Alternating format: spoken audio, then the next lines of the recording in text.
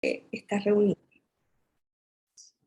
Y bueno, hoy día vamos a hablar de craneofaringioma.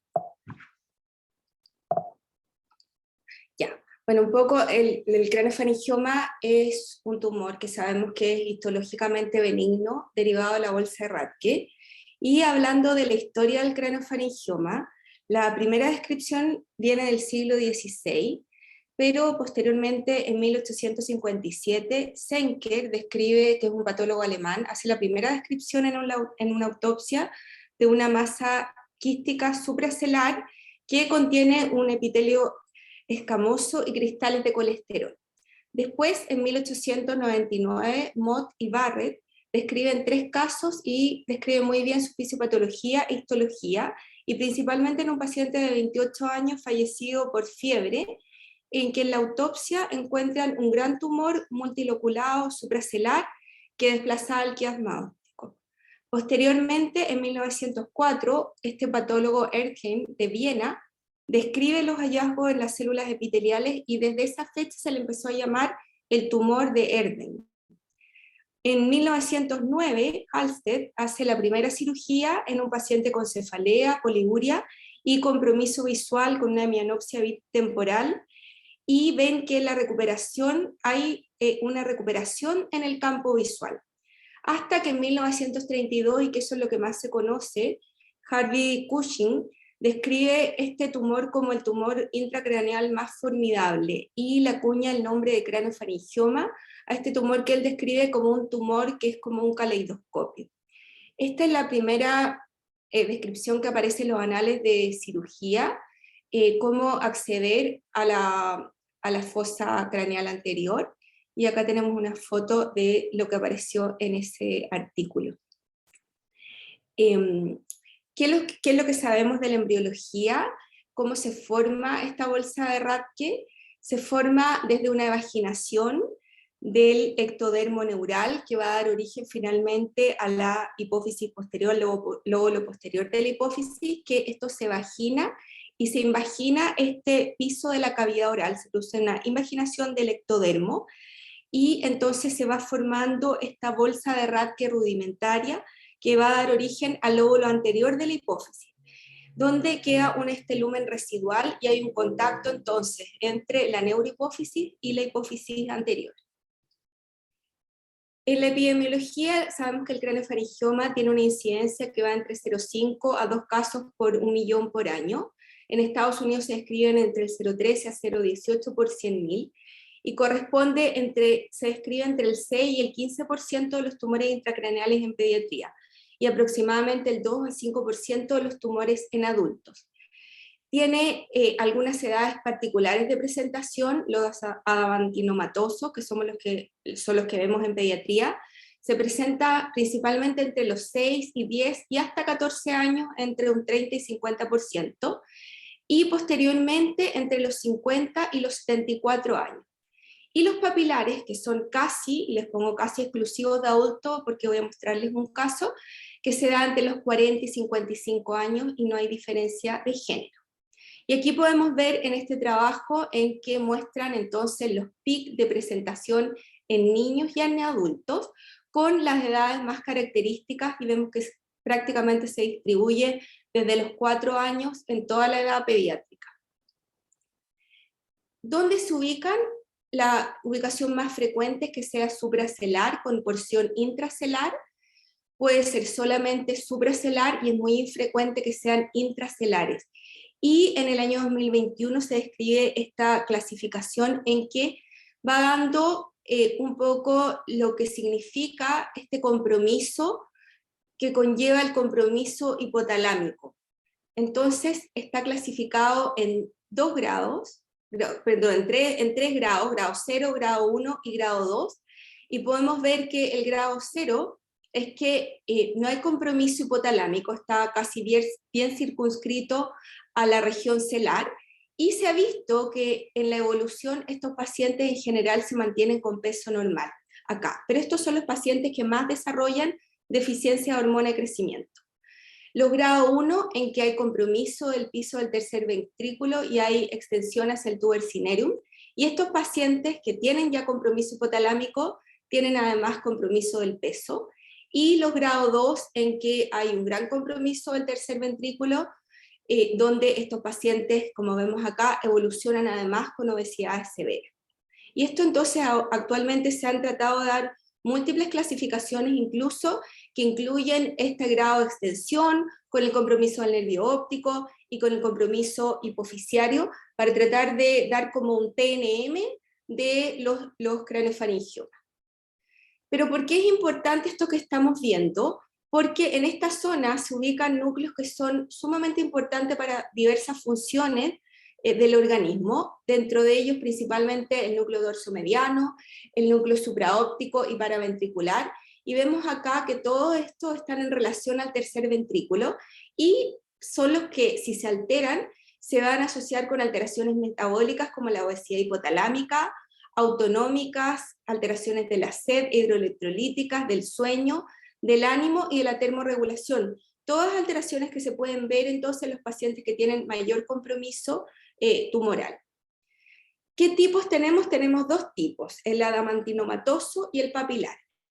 Vimos que el adamantinomatoso entonces tiene este pic bimodal de presentación que se origina en las células remanentes del epitelio embriónico de la bolsa de Rathke, y que tiene una tríada en que tiene esta característica en la resonancia con forma de coliflor, en que tiene en un 90% calcificaciones que se ven principalmente en el escáner, un 90% quistes de colesterol rico en fluido graso, y que cuando se hace la cirugía y sale este líquido se describe como un aceite de motor, y que el 90% aumenta con contraste. Y aquí podemos ver en la anatomía patológica, tenemos entonces este tumor, que acá tenemos la zona del tumor, y tenemos el tejido glial reactivo, y aquí podemos ver cómo se forman estos remolinos de células que se describen como los board-like structures, que son estos núcleos arremolinados, rodeados por este tejido empalizado, pseudoestratificado. Y si nosotros vamos a estos board-like, vemos que aquí es donde se tiñe la beta-catenina, y en los craneofaringiomas adamantinomatosos se describe que en un 100% se encuentra esta tinción positiva de la beta-catenina. Entonces, ¿cuál es el mecanismo por el que se activa y por el que se produce el tumor? Acá tenemos que la beta-catenina habitualmente se fosforila, y eso hace que al fosforilarse se degrade, está unida a este complejo. Y al degradarse, entonces se mantiene el equilibrio.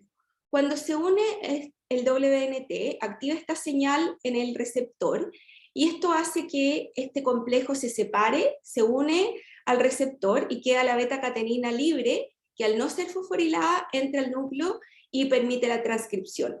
Pero cuando hay mutaciones a nivel del CTNNB1, se produce una activación independiente del WNT, y por lo tanto, independiente de que esté o no esté complejo, no se produce la degradación de la beta-catenina, y este ingresa permanentemente al núcleo a estimular entonces los factores de transcripción del RNA mensajero. ¿Y qué es lo que se sabe? Que al producirse las mutaciones entonces y activarse esta vía, por otra parte se activan mecanismos tanto de sobrevía celular, de proliferación y diferenciación, de adhesión y migración, y mecanismos de inflamación, que vamos a ver por qué son tan importantes. Porque cuando se produce este clúster de células, estas células entran en un estado de senescencia, las que tienen la mutación de beta-catenina. Y al entrar en estado de senescencia, empiezan a liberar esta serie de factores. Y esta serie de factores entonces va alterando las células que están circundantes a este clúster, y van alterando entonces y las llevan a un estado también de senescencia, y que va activando más factores, y esto produce la proliferación de este tumor. Por lo tanto, esto explica por qué no da metástasis y por qué va creciendo alrededor de estos clústeres de beta-catenina, y va produciendo invasión en todas las zonas cercanas. Por otra parte, el craneofaringioma papilar también es un remanente del epitelio embriónico de la bolsa de Rathke, pero se presenta en los adultos generalmente. Pero este tumor, en su anatomía patológica, tiene núcleos fibroblasculares revestidos por un epitelio escamoso, acá, y habitualmente estos tienen una mutación del BRAF V600. Estos son, a la resonancia son sólidos, raramente quísticos y sin calcificaciones. Por lo que uno podría hablar que es otro tipo de tumores. ¿Y cuál es el mecanismo? El mecanismo también es distinto, y aquí vemos que existen, cuando se unen los factores de crecimiento al receptor, se activa esta vía de las RAP-MAP quinasas, y esto permite entonces la transcripción a nivel del núcleo. Cuando tenemos una mutación del BRAF, se produce una activación independiente de la unión de este factor al receptor, y se activa estas vías de las MEC, ERK, y esto produce entonces que se produzca, o sea, que lleve a la transcripción a nivel del núcleo. Por lo tanto, son dos mecanismos que son totalmente distintos. Y este es el paciente que yo les contaba. Este es un paciente de 14 años que consulta por mal ritmo de crecimiento y retraso puberal, con compromiso de todos los ejes, con un panhipopituitarismo, compromiso del eje de la producción de hormona de crecimiento, con ADAL, ACTH, cortisol y tiroidio, con compromiso del campo visual, y a la resonancia tenemos este gran tumor que inicialmente fue diagnosticado imagenológicamente como un adenoma, que se operó y que salió entonces la mutación del BRAF, concordante con un craneofaringioma papilar. ¿Cuáles son las manifestaciones clínicas? Aquí podemos ver que entre el 40 y el 87% tienen al menos un déficit hormonal, pero que habitualmente hay clínica varios meses antes del diagnóstico, como lo podemos ver en los pacientes con cefalea, compromiso visual, retraso de crecimiento, alteraciones cognitivas, y en forma más infrecuente diabetes insípida y ganancia de peso. Y muchos de estos también se presentan al diagnóstico. Dentro de los déficits hormonales podemos tener lo más frecuente el déficit hormonal de crecimiento, pero aquí vemos el amplio rango en que se puede presentar. En los adultos y en los niños puberales hay déficit de gonadotrofina, de la TSH, ACTH y hormona antidiurética. Y aquí tenemos algunos trabajos. Este probablemente es el grupo más grande que hay de craneofaringioma, que es un grupo alemán, y aquí podemos ver en este trabajo publicado en el año 2015, en que hicieron un seguimiento entre 11 y 38 años de 411 pacientes reclutados, y dividieron según el tamaño del tumor al diagnóstico, la localización al diagnóstico, el compromiso hipotalámico y el índice de masa corporal al diagnóstico. Y podemos ver que según el tamaño tumoral, a mayor tamaño hay mayor compromiso neurológico y visual. En general, según la localización, podemos ver que hay mayor ganancia de peso si este tiene compromiso intra y supracelular. Hay también mayor compromiso del crecimiento, y además el compromiso visual se asocia al compromiso hipotalámico. Y además podemos ver que los pacientes, hay algunos que tienen un gran índice de masa corporal al diagnóstico. Este otro trabajo, publicado en el año 2017, también compara la presentación clínica en los niños y en los adultos, y se repiten las características clínicas de cefalea, compromiso visual, alteraciones neurológicas. Hay un porcentaje de pacientes que tiene peso normal al diagnóstico, pero un número no despreciable que tiene una obesidad severa. Dentro de los compromisos hipoficiarios tenemos el que más característico es el del eje de la hormona de crecimiento, pero pueden alterarse todos los ejes, y la localización más frecuente es la intra y supracelular, y el compromiso hipotalámico y del tercer ventrículo. Este es un trabajo publicado en este año 2022, en que evalúan en Italia, es un trabajo multicéntrico de 7 años de seguimiento de 145 pacientes, y vemos cómo se repite la cefalea, el compromiso del crecimiento, las alteraciones visuales y otros compromisos endocrinológicos, y un porcentaje muy mínimo de pubertad precoz, que es muy raro de ver en estos casos. Y este es un trabajo también publicado en el año 2021 de un grupo del Hospital de Egipto, en que se repiten los mismos síntomas, teniendo el compromiso hipoficiario hasta en un 76%.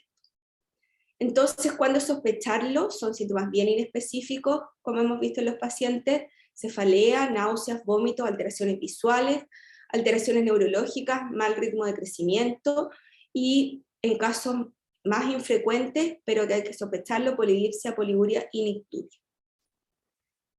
¿Cómo es la radiología en los craneofaringiomas? Tenemos que habitualmente en T2 hay hiperintensidad de los quistes. En T1 con gadolinio se ve la porción sólida hiperintensa con zonas hipointensas quísticas. Las calcificaciones son lo más frecuente y los quistes pueden ser hiperintensos en T1 y T2 según el contenido proteico. Y destacar que en los craneofaringiomas papilares la mayoría son sólidos y no presentan quistes.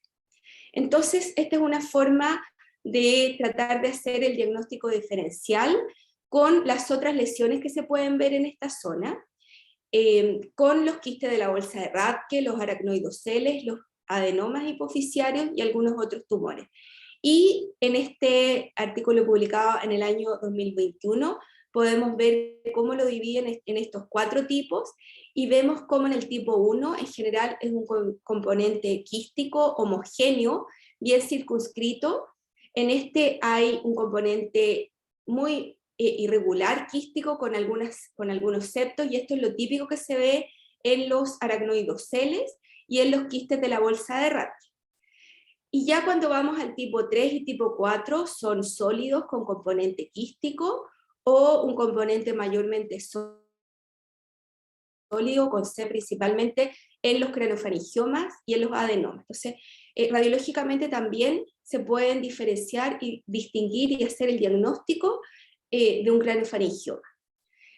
Pero siempre hay dificultad en el diagnóstico, y esta es Leonor, una niña de 8 años, que consulta por cefalea de 3 meses de evolución con neurología. Se solicita un estudio por cefalea y se encuentra este incidentaloma con un aumento de tamaño de la silla turca y con esta lesión expansiva celar con calcificaciones. Ella no tenía antecedentes previos, sin clínica de compromiso hipoficiario, una velocidad de crecimiento normal, todos los ejes estaban normales, y muestra esta lesión en la resonancia entonces intracelular con extensión supracelular, sin clínica. Se hace un seguimiento sin clínica, pero muestra un crecimiento de la lesión. Se mantiene con velocidad de crecimiento normal, sin compromiso de los ejes, se realiza una cirugía endoscópica transesfenoidal, evoluciona con una diabetes insípida transitoria postoperatoria, y la biopsia muestra una beta-catenina negativa, por lo tanto se hace el diagnóstico por biopsia de un quiste de la bolsa de Rathke per se, a que imagenológicamente parecía un craneofaringioma. Entonces se hace seguimiento y ella evoluciona con mal ritmo de crecimiento, con marcadores del eje somatotrófico que en rango normal bajo, y con una prueba de estímulo para hormona de crecimiento que claramente muestra una deficiencia de hormona de crecimiento, y en el control quirúrgico alejado muestra una recidiva tumoral. Entonces se pide una reevaluación de la biopsia que muestra zonas con beta-catenina positiva, por lo tanto se cambia el diagnóstico a un craneofaringioma adamantinomatoso. Por lo tanto, cuando hay una sospecha muy sugerente de que sea un craneofaringioma, hay que buscar que la beta-catenina se encuentre, porque no siempre está en todas las zonas del tumor. Entonces, ¿cómo se puede hacer el diagnóstico diferencial en la radiología? Podemos ver que cuando tenemos esta lesión, entonces quística, celar y supracelar, podemos ver si hay refuerzo del borde de la lesión. Si no hay refuerzo, probablemente un quiste aracnoidal. Si es delgada y regular, es un quiste de la bolsa de Rathke. Si es delgada y hay septos, puede ser un adenoma. Y si es reticular, irregular y con nódulos, lo más probable es que sea un craneofaringioma. Ahora, si tenemos nódulos intraquísticos, lo más probable es que un quiste de la bolsa de Rathke. Si hay fluido hipointenso, es un adenoma, y si hay calcificaciones, casi el diagnóstico de certeza es un craneofaringioma.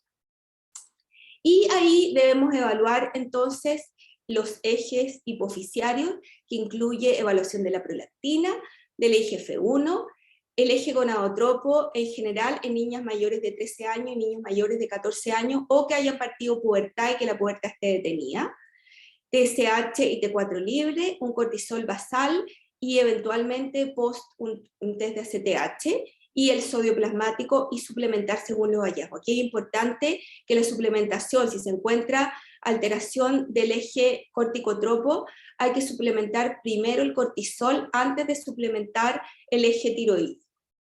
Y siempre acompañarlo entonces de una evaluación neurooftalmológica. ¿Qué es lo que se sabe de la evolución, el tratamiento y el outcome de los craneofaringiomas? También dentro de la historia se sabe que al aparecer las distintas técnicas quirúrgicas disminuyó en forma importante la mortalidad. Y por otra parte, al haber una cirugía que más conservadora y no tan resectiva total, también ha disminuido el riesgo de complicaciones. Entonces, ¿cuáles son las alternativas que tenemos de tratamiento? Primero, tenemos la cirugía como alternativa de primera línea, ya sea una resección total o subtotal, pero hay que considerar en forma muy importante el tamaño de la lesión y principalmente las estructuras vecinas y el compromiso hipotalámico, porque una resección total que trate de sacar todo lo que está en la zona cuando hay compromiso del tercer ventrículo, con seguridad va a dañar probablemente la vía óptica, va a dañar todos estos núcleos que les nombré anteriormente, y por lo tanto va a acentuar el compromiso hipotalámico. Como otra opción están los reservorios locales, los reservorios para drenaje, administración en un inicio, administración de droga, que es el catéter Ommaya. Inicialmente se usaba bleomicina, pero se vio que es muy tóxico en los tejidos adyacentes. Posteriormente se empezó a usar el interferón gamma, pero se ha visto, son pocos pacientes los descritos con una respuesta muy, muy variable, produce una estabilidad, pero no está exento de muchos efectos adversos, por lo tanto, en general, se ha abandonado esta técnica y se puede dejar este reservorio para drenar el quiste, especialmente en los que son quísticos y en los pacientes más pequeños. Y está el tratamiento con radioterapia, en que actualmente está la disyuntiva, que es mejor si fotones o protones, y claramente si nosotros miramos este gráfico, al usar fotones se llega a la zona en que se quiere irradiar, pero se produce una expansión en la irradiación que puede, por lo tanto, dañar zonas que estén aledañas al tumor, y esto en los niños tiene gran importancia por los ejes, especialmente el eje somatotrófico y todo lo que está relacionado con la parte cognitiva, versus los fotones y protones, y aquí se ve cómo los fotones también producen un campo de irradiación mayor que los protones, en que van dirigidos exclusivamente a la zona en que se quiere irradiar, y el daño colateral es mucho menor. Este es un trabajo publicado también este año, o sea, el año pasado, el 2021, en que se hizo tratamiento con protones en pacientes pediátricos de una edad que iba entre 1.3 y 20 años, con promedio de 8.6, con tumores que tenían extensión supracelular.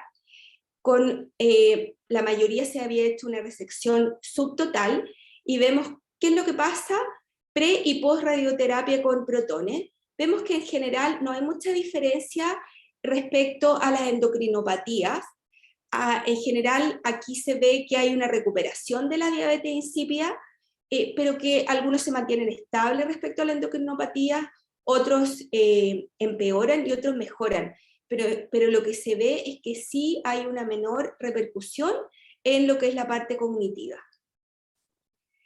Y este es un trabajo en que evalúan, entre paréntesis, durante el año 2020 y 2021, el grupo de Boston, y el que más ha publicado es FOUDA, que la verdad es que yo creo que durante la pandemia se sentó a evaluar todas las series que tenían y a publicar todo lo que tenían, porque la cantidad de papers que tienen de 2020 y 2021 es impresionante. Aquí evaluaron 135 pacientes en el hospital de Boston y los separaron por eras, entre 1960 y 1984 y 1985 y 2017, y vieron un poco qué es lo que hacían. Vieron que no había diferencias en la clínica de presentación, ni en compromiso cefalea, compromiso visual, en la poliguria, ni en las alteraciones hormonales, un poco menos durante el periodo 85-2017 por los cambios en la actitud quirúrgica, entre comillas. Y aquí podemos ver cuál era el manejo. En general, en la época inicial había menos resección total y había más resección subtotal y radioterapia. En la era 1985-2017 aumenta la resección total y se mantiene más o menos estable la subtotal y la radioterapia. La cohorte total, un 30% tenía resección total, un 53% subtotal y un 16% drenaje. Y aquí vemos cómo, respecto al uso de radioterapia, en la era inicial había mucho más uso de radioterapia inicial versus entre 1985 y 2017, en que se usa más para el manejo de las recurrencias. Aquí vemos en la cohorte total, un 74% la había usado en forma inicial, y aquí vemos respecto a la primera recurrencia y segunda recurrencia. Y hay una diferencia, porque en la etapa entre 1960 y 84, la edad mínima era 1 año, pero en 85 a 2017 sube a los 4 años, que es lo que se está haciendo actualmente. ¿Y qué es lo que se ve? Que una cirugía más agresiva, o sea, con más resección total, conlleva más riesgo de alteraciones. Aquí podemos ver claramente cómo en el periodo 85-2017 hay más panhipopituitarismo, más diabetes insípida, más alteraciones psicosociales y más obesidad. Una cosa que digamos una crítica a este trabajo es que no muestra la significancia, no muestra diferencias significativas, solamente es un estudio descriptivo. Y lo otro es que ven que hay más cirugía endoscópica y esto también conlleva menor daño. Y respecto a la recurrencia basado en la estrategia de manejo, se ve que no hay diferencia en la recurrencia si se hace una resección total o una resección subtotal más radioterapia. Que la recurrencia es lo más frecuente que se vea en los primeros 2 años, y que entonces con la resección total hay más riesgo de hipopituitarismo y daño visual versus la subtotal y radioterapia, pero hay más riesgo de tumores secundarios y daño vascular. Y este es un trabajo que saqué del Congreso Europeo de Endocrinología Pediátrica del año pasado, en que el grupo de Londres, donde dentro de los participantes está el doctor Goicolea, en que tratan de encontrar un score de riesgo que pueda predecir la recurrencia del craneofaringioma. Y este es un estudio multicéntrico de 225 pacientes, 106 eran niños, dentro de los cuales 10 eran de Chile. Son 15 centros, 7 países, con una edad promedio de 10.4 años, y el 85% era adamantinomatoso. Y aquí vieron básicamente lo mismo que se ve en todos los otros trabajos.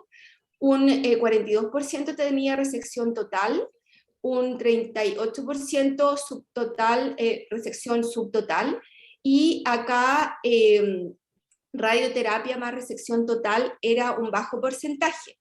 Y aquí vemos cómo se ve el número de recurrencias y el tiempo promedio de la recurrencia, que es alrededor de 15 meses, que es lo mismo que describen los otros trabajos. Y ellos entonces, este trabajo todavía no lo encontré que estuviera publicado, y ellos tratan de definir y dar un score en base al sexo, a la edad, a la época del diagnóstico, a la duración de los síntomas, al tamaño del tumor, si había deficiencias endocrinas, si había síntomas neurológicos, cuál era la consistencia, la ubicación, la invasión y el subtipo, para evaluar cuál era el riesgo de recurrencia entonces postoperatorio. Entonces, este trabajo probablemente cuando se publique va a tener mucho más información que pueda servir para definir los criterios quirúrgicos. ¿Y qué es lo que pasa entonces cuando hay recurrencia? Y este es un trabajo también publicado por el mismo grupo de Boston en el año 2021, en que vieron que aquellos que tenían mayor extensión supracelular, que las calcificaciones eran finas, en que había resección solamente subtotal, sin radioterapia acompañante, con componente quístico, había mayor riesgo de recurrencia. ¿Y qué es lo que, entonces, qué hacer cuando hay una recurrencia? Si es sintomática, una intervención inmediata. Si es asintomática, medir la progresión del porcentaje del crecimiento del tumor. Si es mayor del 30%, requiere una intervención inmediata.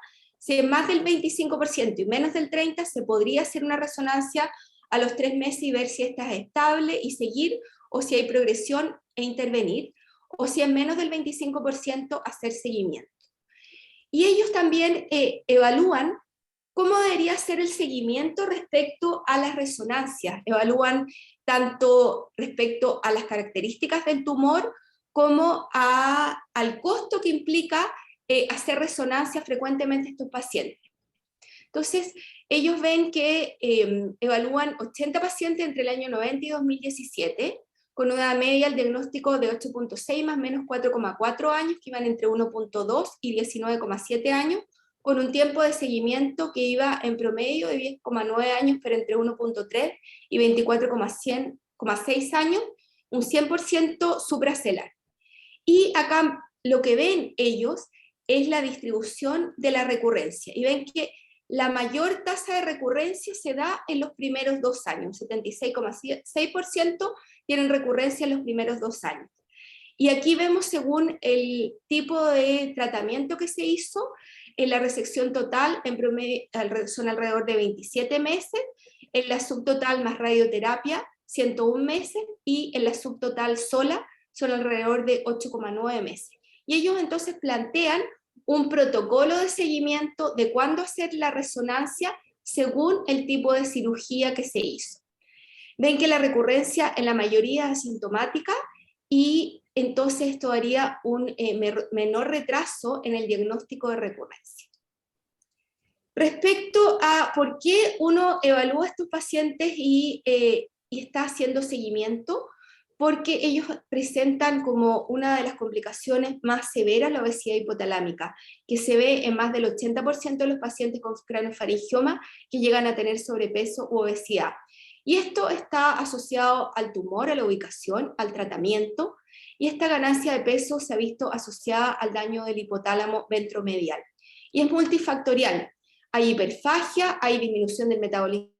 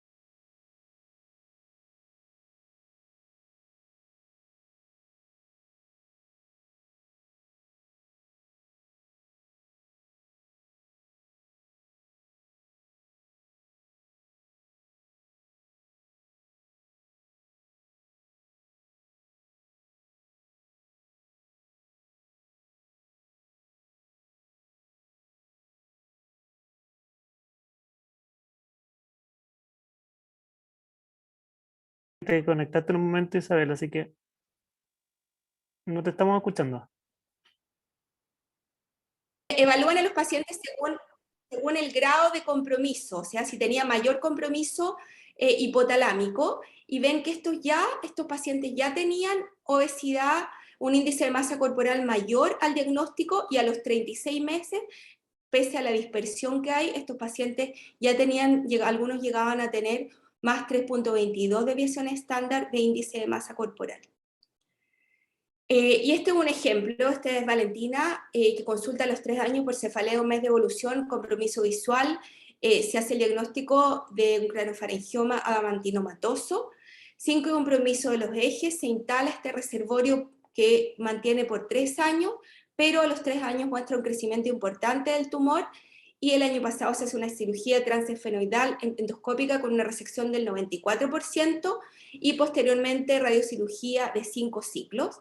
Evoluciona posterior al tratamiento con panhipopituitarismo, diabetes insípida, hipotiroidismo, déficit de hormona de crecimiento e hipocortisolismo, pero veamos acá cómo evoluciona el peso, y ella ha subido alrededor de 25 kilos desde que se operó. Así es que el compromiso hipotalámico y la obesidad puede ser muy severa.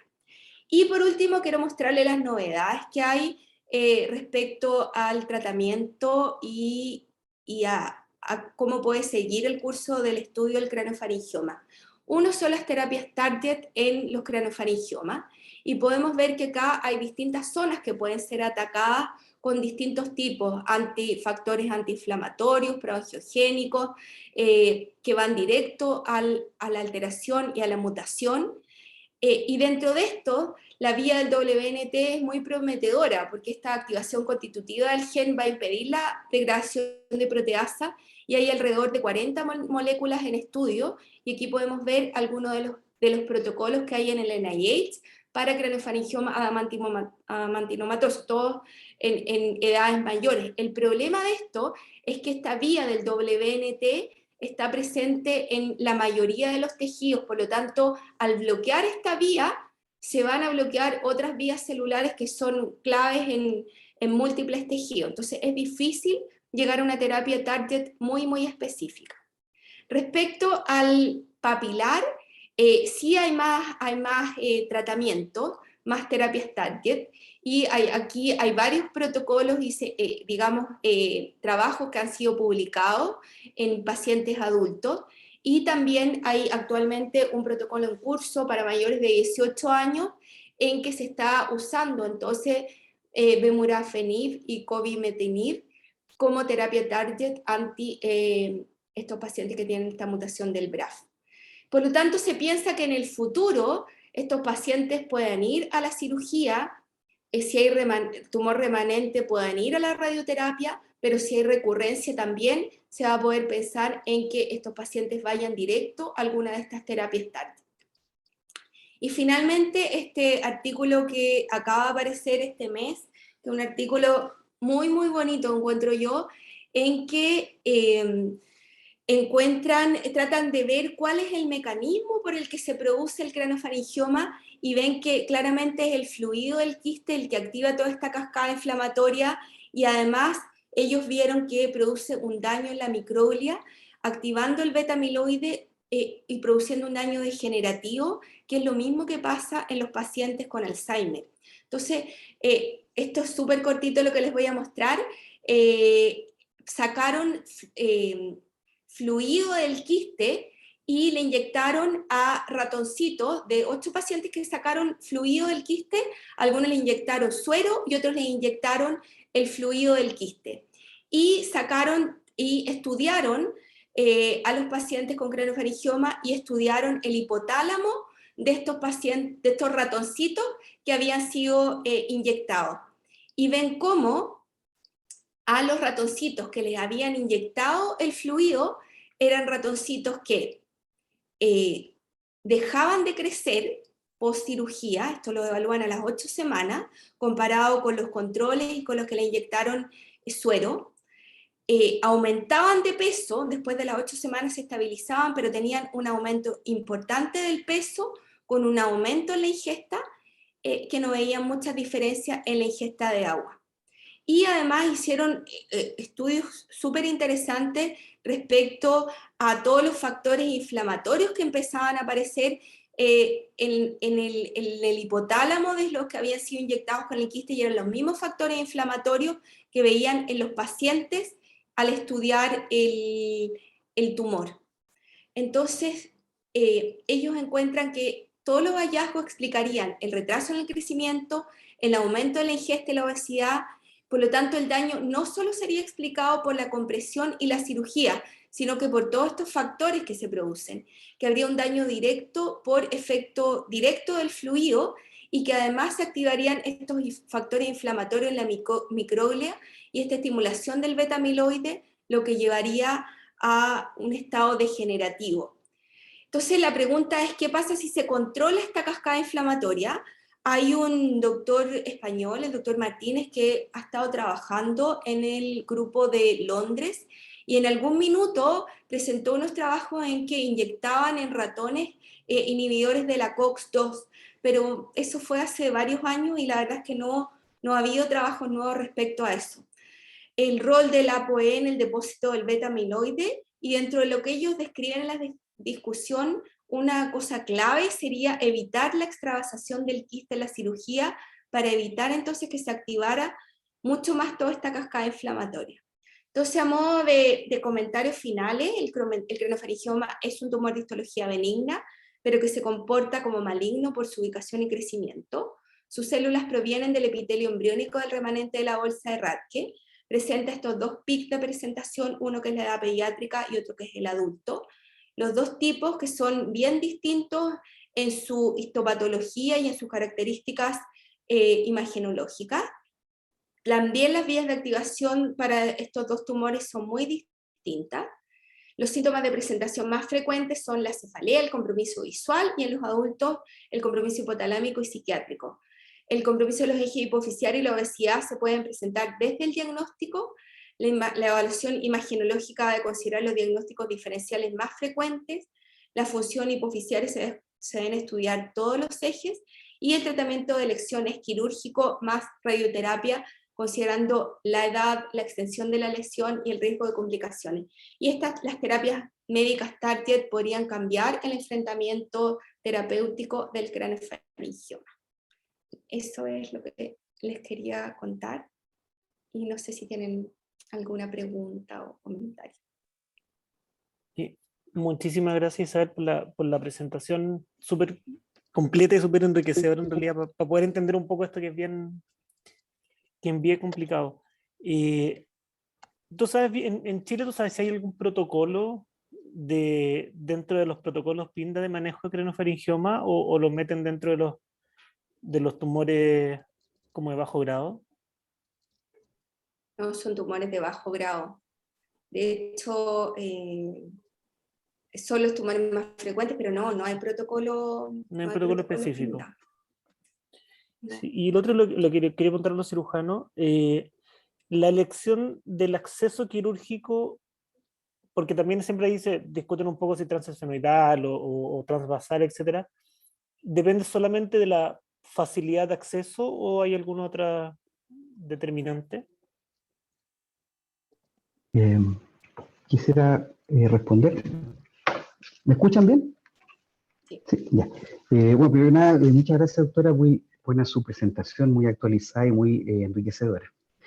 Y bueno, y ahora quizás aportar un poco lo que es la visión quirúrgica de esta patología. Creo que es importante transmitir que, al menos lo que yo pienso de esto, es que la palabra heterogéneo es lo que se repite todo el rato en esta patología, y es probablemente una de las patologías más heterogéneas oncológicas que tenemos que enfrentar los cirujanos en nuestros pacientes pediátricos. Eh, es, eh, Voy a poner como un ejemplo, hablemos de una grado 0 tipo 1, digamos que sería lo más básico dentro de lo que usted comentó. O sea, estamos hablando de una lesión quística sin nada sólido y totalmente enclaustrada en la celdilla celar. Eso ya es una zona que es tremendamente compleja y que obviamente al cirujano genera pasión, porque estamos hablando de un espacio que no mide más allá de 3 o 4 ml de volumen, donde tenemos un piso que es extremadamente irregular, donde hay una tremenda variación anatómica entre un paciente y otro, las multitabicados, ya el seno esfenoidal es complejo y hay que conocerlo bien cuando uno lo quiere acceder. ¿Para qué hablar de las paredes, donde tenemos el seno cavernoso, donde ocurre esta situación anatómica tan interesante que yo creo que no se repite en el resto del cuerpo, donde a contracorriente tenemos un flujo arterial y venoso a la vez, con una pared que está tapizada de pares craneales y con un techo que es el hipotálamo, que es un centro, ¿no es cierto?, álgido de todo nuestro cuerpo. Entonces, en relación a la pregunta que hacía el José Pablo, y repitiendo este concepto de heterogeneidad, va a depender mucho, porque no es lo mismo tratar de abordar un paciente que es exclusivamente quístico, donde tenemos una fosa nasal, especialmente los pediátricos, que nos dé la posibilidad de poder acceder por abajo, va a influir mucho en la toma de decisión, si es que vamos a tener realmente un adecuado acceso anatómico al lugar. También es muy importante saber si vamos a contar con el respaldo en pabellón y de instrumentación quirúrgica y, por sobre todo, la experiencia del equipo que está trabajando. Nosotros en el instituto, afortunadamente, se junta mucha experiencia, particularmente en el grupo de adultos, pero eso no va en desmedro de lo que se hace en pediatría. En los últimos 10 años, eh, tengo que ver bien la actualización, digamos, pero los abordajes transfenoidales pediátricos que hemos hecho han sido más o menos 30 pacientes con rangos etarios que van entre 3,5 y 15 años. Son 30 enfermos, de los cuales más o menos 40% corresponde a adenomas hipofisiarios y algo así como 50 y algo craneofaringioma, y el resto que queda son biopsias o son lesiones de otro tipo. Seguramente la primera opción muchas veces va a ser tratar de explorar por abajo, ya por lo mismo que decía la doctora, que por ahí vamos a lograr de alguna manera darle una garantía al paciente de no extravasar el contenido líquido y poder evitar estas complicaciones inflamatorias. Eso va a ser un factor, pero seguramente si ya estamos hablando de un grado 1 o 2, particularmente por abajo, no le vamos a ver mucho futuro, porque va a ser luchar contra la corriente, tratar de proteger una vía visual, tratar de proteger los pares craneales, y seguramente no hay tanta garantía de poder hacer una resección tan completa como la que se está buscando. Entonces, y quería hacerle un alcance con respecto a algunas de las cosas que mencionó en su paper, que eché un poquito de menos, pero probablemente porque los papers no lo consideran, porque es muy complejo añadirle más información a esto que es complicado. Cuando ven los resultados finales de cuáles los efectos de la radioterapia más, qué sé yo, resección completa, qué sé yo, etcétera, falta considerar ahí el pequeño detalle de que no todos los pacientes son subsidiarios de la misma tipo de cirugía, y es lo mismo lo que uno le puede ofrecer de entrada, porque son tumores muy, muy heterogéneos. Tengo la sensación de que la mayoría de los pacientes que nos llegan al servicio son enfermos que consultan por deterioro visual. Entonces muchas veces ya estamos encontrando lesiones que pueden ser quísticas, pero ya son supracelulares en el fondo.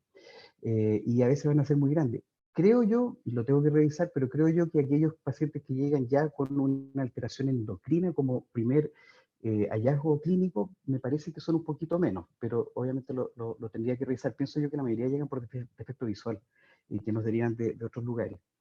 Así que no sé, pues no sé si te respondí un poco la duda, porque creo que son enfermos que ojalá siempre puedan ser discutidos en equipo, porque son muy, muy heterogéneos. Sí, perdón, en los papers en general no hablan de qué extensión completa tenía el tumor, ni de qué abordaje, ni de cómo era la característica del tumor, o sea, hablan o de resección total o de subtotal, y claro, y ahí van los resultados que informan después, entonces todo ese detalle es el que no aparece. Y claramente los que solamente tienen déficit endocrino, o sea, si tuvieras solamente déficit endocrino, son los que están más celares, los que están descritos como celares y que tienen déficit de hormona de crecimiento y que son habitualmente más quísticos y más, entre comillas, tal vez simples de manejar. Yo creo que ahí, tal como tú dices, como la discusión en equipo de hasta dónde sacar cuando es estos tumores grandes que tienen mayor compromiso hipotalámico, tal vez lo importante. Sí, como que los trabajos no controlan mucho por el tipo de cirugía que se hizo, sino más bien como por la presentación que tienen, y con eso ven después, lo relacionan con el outcome. Yo creo que lo que conversamos en algún momento también, que lo que nosotros vemos es también como la secuela que quedan después de la cirugía. Entonces ahí uno dice, bueno, ¿qué es primero? ¿La extensión del tumor que lleva a un tipo de cirugía, o es el tipo de cirugía el que también provoca más secuelas hormonales, más secuelas a nivel neurológico, etcétera? Entonces ahí sería como una discusión como bien interesante revisar también. en el último paper que les mostré, como que abre la luz de que no es solo la cirugía, sino que todos estos factores que produce, el paper es muy bonito, porque va mostrando, van haciendo mapeo de las distintas zonas y van midiendo los factores inflamatorios que hay en los ratoncitos y después ven si se produce lo mismo en el tumor de los pacientes y se replica exactamente lo mismo y es una serie de factores como proinflamatorios y apoptóticos que probablemente van además del tratamiento.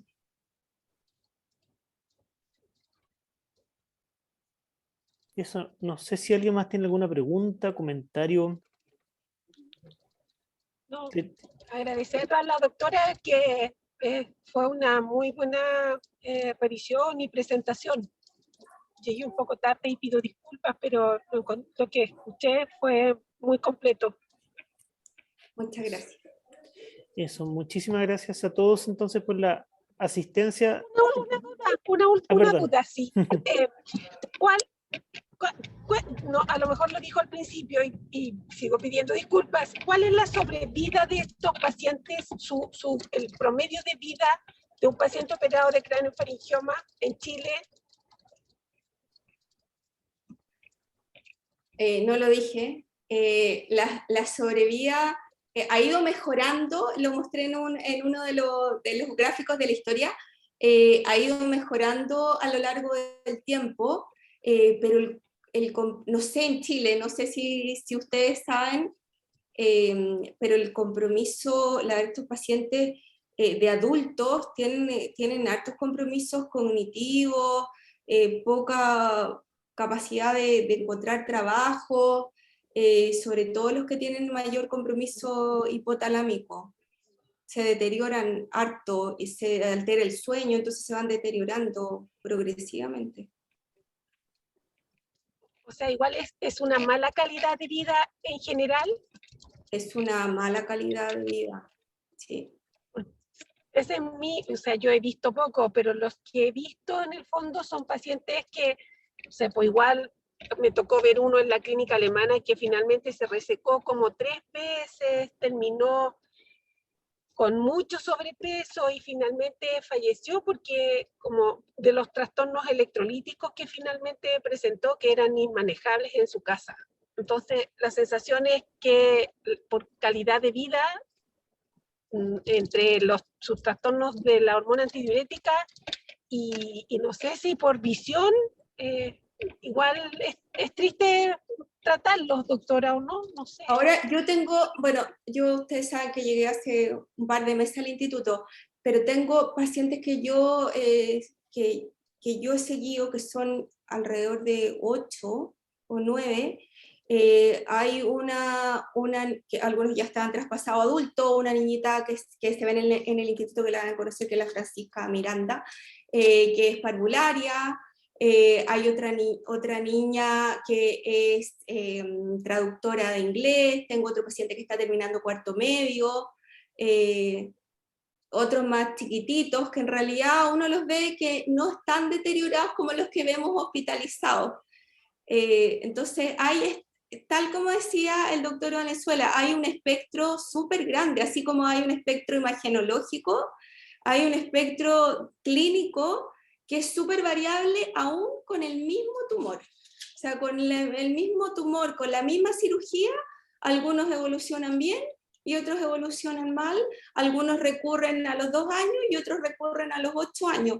Eso es lo terrible de este tumor, creo yo, que no hay hasta ahora predictores. Quisiera complementar lo que decía la doctora. Tal vez ustedes, colegas que están en la UCI intensiva, en el fondo, ven un espectro muy acotado de los pacientes más graves, y es verdad que tienen una calidad de vida que es terrible. Pero al igual que dice mi colega, si bien nosotros hacemos un control que es un poquito más acotado a cosas puntuales de la visión quirúrgica, tengo la sensación de que también hay un grueso de niños que se han visto favorecidos con los tratamientos, son niños que han recuperado la visión, son niños que han completado el colegio y que han logrado muchos hitos vitales gracias a que efectivamente los hemos tratado, y eso es bien alentador.